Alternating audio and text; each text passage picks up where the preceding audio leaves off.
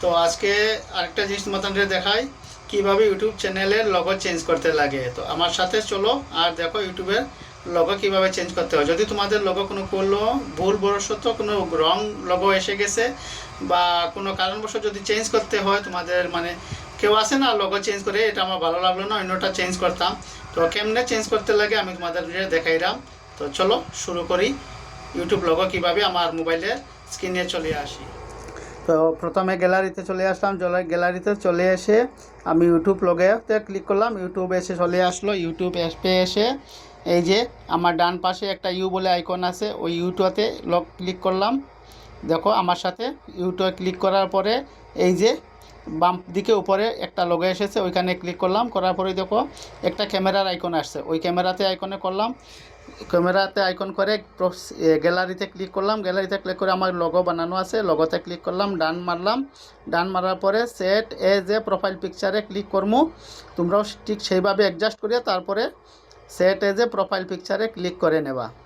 তো set as a profile পিকচারে adjust করে নেই। হ্যাঁ ঠিক মতো এই ঠিকভাবে অ্যাডজাস্ট করবা, কিন্তু জিনিসটা নাহলে আড়া তেড়া বাঁকা হয়ে যাবে। এজন্য ঠিকভাবে অ্যাডজাস্ট করবা।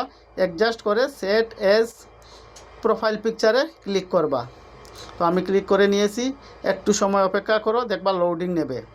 এই যে লোডিং নেওয়া স্টার্ট হয়ে গেছে। একটু সময় অপেক্ষা করলে লোডিং হয়ে যাবে। লোডিং হয়েছে মানে প্রোফাইল পিকচার আপলোড হইতেছে লোগোটা। তো এই দেখো প্রোফাইল পিকচার আপলোড সাকসেসফুলি। তো এখন কি করতে হবে, রিফ্রেশ করে দেখমু আমারটা হয়েছে কি না।